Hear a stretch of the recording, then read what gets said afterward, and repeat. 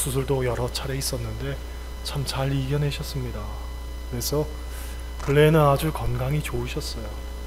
얼마 전에 제가 신방 갔을 때에는 찬송을 너무나 잘하셔서 권사님 조만간 특송 한번 하셔야 되겠습니다. 그랬더니 네 알겠습니다. 제가 특송하겠습니다.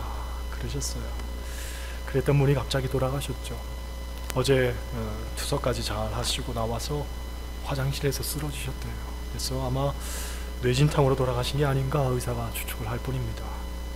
응급실에서 심폐소생술을 약 한 30분가량 실시했지만 전혀 호흡이 돌아오질 않았어요. 그래서 최종적으로 사망 선고를 내렸는데 병원 의자에서 이기용 성도님 저하고 같이 앉아 계셨는데 허무하다, 허무해 그러시는데 그 말이 제 머릿속에서 밤새 떠나지를 않는 겁니다.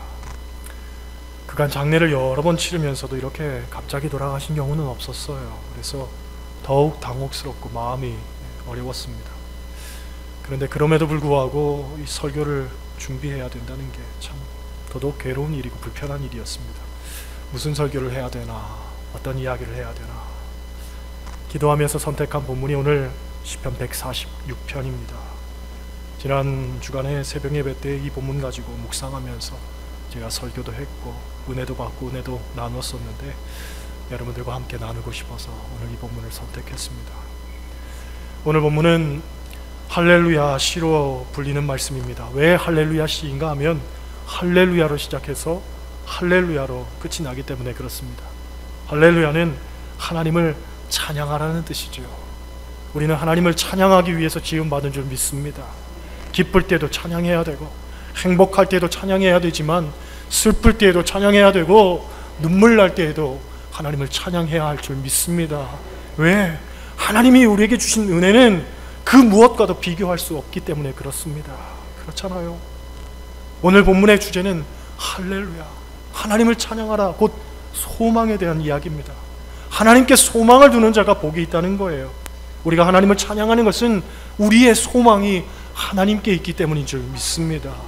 유태인들이 포로 소용소에서 어떻게 고통을 이겨냈는가를 연구했던 빅터 프랭클린 박사는요 그런 이야기를 합니다. 똑같이 어려운 처지에 있으면서도 절망하는 이는 죽고 소망을 두는 이는 살더라. 할렐루야. 그런 면에서 우리는 소망을 가지고 살아야 되는데 그 소망을 누가 주시느냐? 하나님이 주신다는 거예요. 바로 하나님께서 우리에게 소망을 주신다는 거예요. 세상적인 어떤 권세와 명예와 권력과 돈에 우리의 소망이 있는 것이 아니라, 세상적 가치에 우리의 소망이 있는 것이 아니라 하나님께 소망이 있다는 거예요. 그래서 하나님만 붙들라고 오늘 본문은 이야기하는 것 아닙니까? 오늘 3절 말씀 보면 귀인들을 의지하지 말고 도울 힘이 없는 인생도 의지하지 말라 하고 이야기를 합니다. 귀인이란 영향력 있는 사람 혹은 탁월한 위치에 있는 사람을 가리키는 말이죠.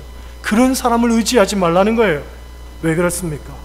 세상 권력은 한순간이기 때문에 그렇죠. 많은 사람들이 권력에 줄을 대고 삽니다. 그리고 그 곁에 있다가 콩고물이라도 떨어지면 주워 먹으려고 하지요. 그러나 콩고물 주워 먹다가 은팔찌 차는 것 우리가 많이 봤잖아요. 그렇죠?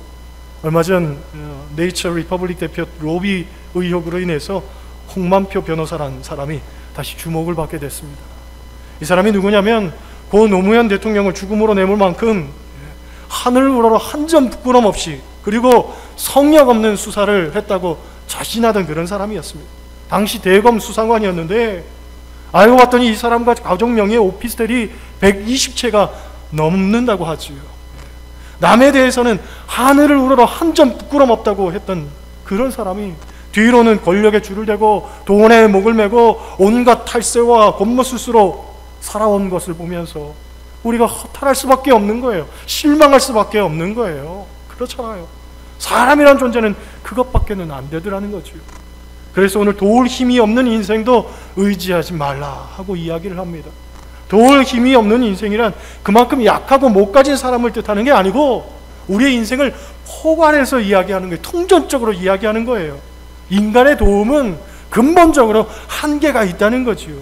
근원적으로 인간은 남을 도울 만한 존재가 아니라는 얘기입니다. 영적으로 보면 사람은 서로 협력자는 될 수 있어도 구원자는 될 수 없어요. 그렇죠? 어느 정도의 도움을 줄 수는 있지만 근본적으로 우리의 삶을 끌어내서 구원할 만한 존재는 아니라는 거예요. 우리의 각자의 영혼은 오직 하나님께만 의지해야지, 안개처럼 사라져가는 인생에게 의지해서는 안 되는 거예요.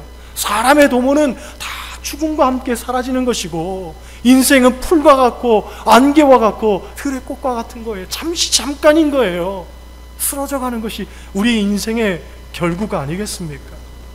5절 말씀 보면 야곱의 하나님을 붙들라, 야곱의 하나님을 도움으로 삼으라 하는 이야기가 나옵니다. 야곱의 하나님이란 표현, 도울 힘이 없는 인생을 의지해서는 안 되는 그런 이유에 대해서 이 시편 기자는요, 야곱을 예로 든 거예요. 야곱의 인생에 있어서 우리가 주목해야 되는 두 가지가 있습니다. 첫째는요, 야곱의 어머니 리브가입니다. 리브가. 이 리브가는 야곱을 너무 사랑한 나머지 자기 아들 야곱에게 무엇이든지 다 해주고 싶었어요. 그러던 차에 남편이 큰아들 에서를 불러서 내가 너를 축복할 테니까 이 아버지를 대접할 만한 좋은 것을, 음식을 대접해가지고 만들어가지고 오너라 하고서 이야기하지요. 그 이야기를 이 야곱의 어머니 리브가가 듣고 있다가 그래 잘됐다, 마침 저 축복이 야곱에게 갔으면 좋겠다 생각하고서 야곱을 부릅니다. 야곱아, 아버지가 좋아하는 음식을 이 어미가 만들어줄 테니까 너는 그것을 들고 가가지고 아버지에게 축복 기도를 받아라 하고 말하죠. 그때 야곱이 말하기를 어머니, 형은 털이 많은 사람인 반면에 저는 매끈매끈한 사람이라 아버지께서 나를 만지시면 다 할 텐데 그렇게 되면 복은 고사하고 저주를 받을지도 모르는데 제가 어떻게 해야 됩니까? 하고 이야기하죠. 그때 리브가가 야곱에게 무슨 말을 하냐면요, 내 아들아, 너의 저주는 내게로 돌릴 테니 내 말만 믿고 따르거라, 그렇게 말합니다. 창세기 27장을 보면 이 내용이 나오는데 리브가가 야곱에게 3번씩이나 어떤 이야기를 하냐면 내 말만 믿어라, 내 말만 따라라, 내가 책임질 테니까 너는 내 말대로만 해라 하고 이야기하는 거죠. 소위 이 애미가 내 인생은 책임져 줄 테니까 걱정하지 말고 이 어머니만 믿고 와, 이 애미만 믿고 와, 자신하면서 리브가가 야곱에게 말했다고요. 그런데 우리가 잘 알듯이 리브가가 버려놓은 일 때문에 결국 야곱은 외삼촌 라반의 집으로 도망을 가게 되고 거기서 20년 이상을 살게 되잖아요. 야곱 입장에서는 사랑하는 어머니 얼굴 한번 제대로 보지도 못하고, 이 어머니 리브가도 마찬가지입니다. 그렇게 사랑하고 아끼고 위했던 야곱의 얼굴 한번 보지 못하고 20년 이상을 떨어져 살다가 결국 야곱의 고향 돌아왔을 때에는 리브가는 죽고 없었다고요. 수십 년 동안 서로 만나지도 못하고 얼굴도 보지도 못하고 그렇게 산게 된 거예요. 어머니의 욕심 때문에 말이지요. 너의 저주는 내게로 돌리라 라고 이야기를 했는데 그 말을 하나님이 듣고 계셨던 거예요. 그래서 하나님이 그녀를 저주하셨던 거지요. 그렇잖아요. 너의 인생은 내가 책임질 테니 걱정하지 마, 너는 내 말만 믿고 따라와 했지만 그 어느 것도 책임질 수가 없었어요. 이게 인간의 실존이라는 거예요. 내가 책임질 수 있을 것 같지만 책임질 수 없어요. 내 자식 내 새끼 내가 책임질 수 있을 것 같지만 그렇지 않아요. 하나님을 바라봐야 되는 거예요. 할렐루야. 두 번째로 우리가 야곱의 인생에 있어서 주목해야 되는 것은 뭐냐면 장자권입니다. 장자권. 그렇죠? 야곱이 욕심을 냈던 것이 장자권입니다. 그런데 이 장자권을 영적인 것으로 해석해서는 안 됩니다. 물론 장자권이란 자체는 하나님이 주시는 축복, 영적인 것으로 해석이 되겠지만 야곱이 욕심을 냈던 장자권은 그런 게 아니었어요. 그 당시만 해도 야곱은 수단꾼, 속이는 자, 이런 이미지가 강했잖아요. 그러니까 야곱이 욕심을 내고 탐했던 그 장자권이 뭐냐? 야곱의 아버지는 누굽니까? 야곱의 아버지는 이삭이잖아요. 그죠? 이삭 하면 우리가 무엇을 떠올리지요? 우물 파는 사람. 그죠? 이삭은 우물 파는 사람이었습니다. 이삭이 계속 우물을 팠다는 이야기는 그가 정착할 곳을 찾았다는 얘기예요. 정착해서 살만한 땅을 찾고 또 찾았다는 거예요. 그러다가 마침내 이삭이 우물을 파고 정착을 하게 되는데 그 정착한 곳의 이름이 뭐냐면 브엘세바입니다. 브엘세바. 히브리어로는 완전한 구덩이라는 뜻인데, 그러니까 여기는 정착해서 살기에는 아주 완전한 곳이다. 정착하기에 참 좋은 곳이다. 살기 좋은 곳이다 라는 그런 의미가 담겨져 있습니다. 브엘세바. 이곳에서 이삭은 번성했고 넉넉한 삶을 살았어요. 그러니까 야곱이 욕심을 냈던 장자권은, 야곱이 생각했던 그 장자권은 이런 물질적이고 세속적인 복이었어요. 아버지가 갖고 있던 어떤 모든 소유들, 재산들, 그런 것에 대한 욕심을 갖고 있었단 말이지요. 그래서 이 야곱의 인생에 있어서 최종적인 복은 뭐냐면 이 브엘세바, 정착하기 좋은 이 살만한 땅에서, 완전한 땅에서 나는 잘 먹고 잘 살고 배부르게 사는 게 야곱의 꿈이었다고요. 그런데 아버지와 형을 속이고 장자권을 빼앗았다는 이유로 결국 외삼촌 라반의 집으로 도망을 가서 거기서 고생하며 살게 되잖아요. 그렇죠? 재미있는 것은 삼촌이 살던 곳의 이름이 뭐냐면 밧단-아람입니다. 밧단-아람. 브엘세바에서 떠나서 밧단-아람으로 간 거지요. 밧단-아람의 뜻이 뭐냐면 높은 곳을 향해 뻗어오르다, 이런 뜻이에요. 따라 하시겠어요? 높은 곳을 향해 뻗어오르다. 세상적으로 봤을 때에는 야곱은 실패한 거예요. 그렇잖아요. 가장 살기 좋은 브엘세바를 떠나서 밧단-아람에 가서 고생한단 말이지요. 그런데 영적으로 보면은 세속적인 것으로부터 떠나서 높은 곳으로 뻗어오른 거예요. 하나님께서 그를 높은 곳으로 끌어올리신 거예요. 그게 바로 영적인 축복이라는 그런 얘기입니다. 성경이 말하는 복이 뭡니까? 살만한 땅에서, 좋은 곳에서 편만한 삶을 누리면서 부귀영화를 누리는 것이 좋은 삶입니까? 브엘세바에서 거기서 안주하면서 사는 것이 하나님이 주시는 복입니까? 그렇지 않다는 거예요. 세상은 그걸 추구할지 모르겠어요. 세상 사람들은 그렇게 사는 것이 복이라고 할지 모르겠어요. 그러나 아니라는 거예요. 하나님과 함께 동행하면서 하나님만 붙들고 사는 것, 내가 어디 있든지, 악원에 있든지 빈들에 있든지 사망 골짜기에 있든지 간에 주님과 함께 동행하며 산다면 그것이 바로 복이고, 그것이 바로 높은 곳으로 뻗어오르는 그런 우리의 삶이 된다는 거지요. 할렐루야. 그래서 오늘 본문에서는 귀인들을 의지하지 말고, 도울 힘이 없는 인생들을 의지하지 말고 누구를 붙잡으라? 야곱의 하나님을 붙잡으라. 야곱의 하나님을 나의 도움으로 삼아라 하고 이야기를 하는 겁니다. 여러분, 일반적으로 사람들은 눈에 보이는 것을 좋아합니다. 그래서 사람은 눈에 보이지만 하나님은 눈에 보이지 않죠. 세상은 눈에 보이지만 하나님은 눈에 보이지 않죠. 물질은 눈에 보이지만 하나님은 눈에 보이지 않죠. 그래서 하나님보다도 더 사람을, 세상을, 권력을, 물질을 의지하고 살려고 합니다. 하지만 사람은요, 풀처럼 시들고 안개처럼 사라지는 반면에 하나님은 영원히 살아계시는 줄 믿습니다. 그 하나님만 붙들고 살아야 되는 거예요. 우리가 아무리 어려운 환경에 처해도 하나님만 바라보고 살아야 되는 것은 하나님 안에 소망이 있기 때문에 그렇습니다.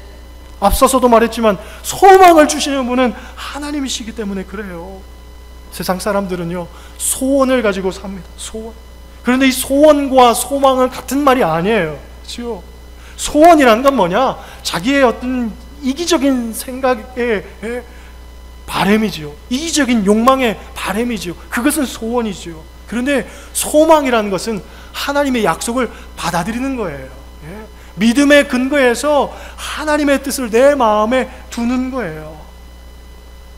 그런 면에서 죄인에게는 소망이 없습니다. 죄인은 소망이 없어요. 또 하나님을 모르고 사는 사람에게도 소망은 없습니다. 단지 소원만 있을 뿐이에요. 그러나 우리는 하나님을 믿기에 소망을 품고 삽니다. 그리고 하나님은 우리에게 소망을 주십니다.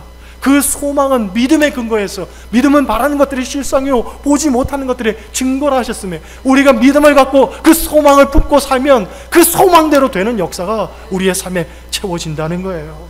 여러분, 그것을 믿으시기를 소원합니다. 오늘 본문은 하나님은 어떤 분이시기 때문에 우리에게 소망을 주시는가? 9절, 6절로부터 9절을 통해서 하나님에 대해서 이런 고백을 합니다.